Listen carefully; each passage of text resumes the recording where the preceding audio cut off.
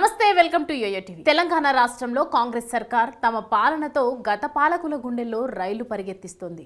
ఈ నేపథ్యంలో ప్రభుత్వ అవినీతి వైఫల్యాలు ఒక్కొక్కటిగా బయటకు వస్తున్నాయి. అవి అప్పటి మంత్రులు అధికారుల మెడకు చుట్టుకుంటున్నాయి. గొర్రెల స్కీమ్లో చోటు చేసుకున్న అవినీతి వ్యవహారంతో మాజీ మంత్రి తలసాని శ్రీనివాస్ యాదవ్ చిక్కుల్లో చిక్కుకున్నారు. కేసులు ఎఫ్ఐఆర్ సంగతి ఎలా ఉన్నా మంత్రి కనుసన్నల్లోనే అధికారులు ఈ అవినీతికి పాల్పడ్డారనే అంశంతో ఆయన నైతికంగా నిందలను మోయాల్సి వస్తున్నది. విజయ డైరీ విషయంలో ఇప్పటికే పలు ఆరోపణలు రాగా ఇప్పుడు గొర్రెల స్కీమ్ అవకతవకలకు వెలుగులోకి వచ్చాయి. వాటితో ఆయనకున్న సంబంధం గురించి తలసాని వివరణ ఇచ్చుకోవాల్సిన పరిస్థితులు నెలకొన్నాయి. పశుసంవర్ధక శాఖ అధికారులపై గచ్చిబౌలి పోలీస్ స్టేషన్లో ఎఫ్ఐఆర్ కూడా నమోదైంది.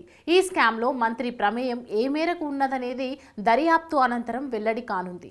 కాగా త్వరలో ఈ శాఖపై ఉన్నత స్థాయిలో రివ్యూ నిర్వహించనున్నట్లు సమాచారం. పశుసంవర్ధక శాఖ తరపున జరిగిన ఉచిత గొర్రెల పంపిణీ స్కీమ్లో 2 ఏళ్ల క్రితమే అవకతవకలు జరిగాయంటూ ఉదాహరణలు వివరణలతో సహా కాగ్ బయటపెట్టింది. అసెంబ్లీకి సమర్పించిన నివేదికలోని ఈ అంశాలను బహిర్గతం చేసింది.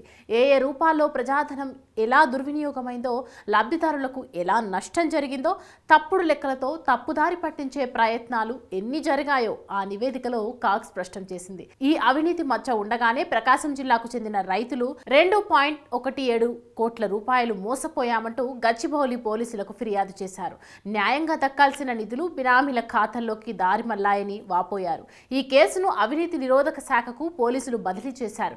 దీంతో ప్రకాశం జిల్లా నుంచి బాధితుల్ని పిలిపించిన ఏసీబీ పోలీసులు వివరాలను సేకరించారు. తెలంగాణ పశుసంవర్ధక శాఖ తరపున గొర్రెలను కొనుగోలు చేయడానికి ప్రకాశం జిల్లాకు వెళ్లి సంప్రదింపులు జరిపిన అధికారుల పేర్లను ఆరా తీశారు. బాధితుల నుంచి స్టేట్మెంట్లను రికార్డు చేశారు.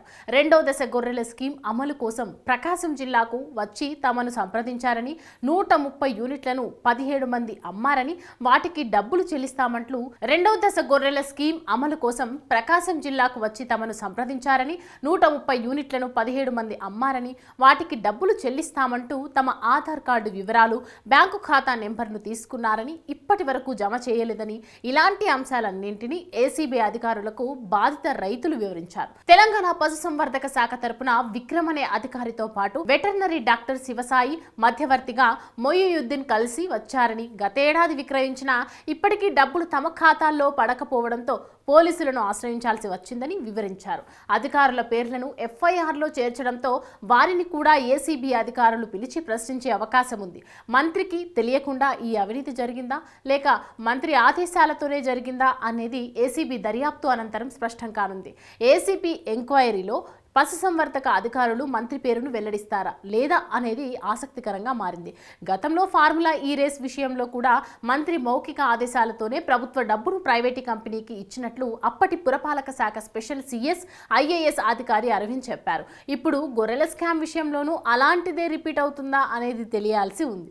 అసెంబ్లీ ఎన్నికల ఫలితాల అనంతరం పశుసంవర్ధక శాఖకు సంబంధించిన ఫైళ్లను రహస్యంగా వ్యాన్లో తరలిస్తుండగా పోలీసులు పట్టుకున్నారు. దానిపై నాంపల్లి పిఎస్లో కేసు నమోదైంది. దానిపైన దర్యాప్తు జరుగుతూనే ఉంది.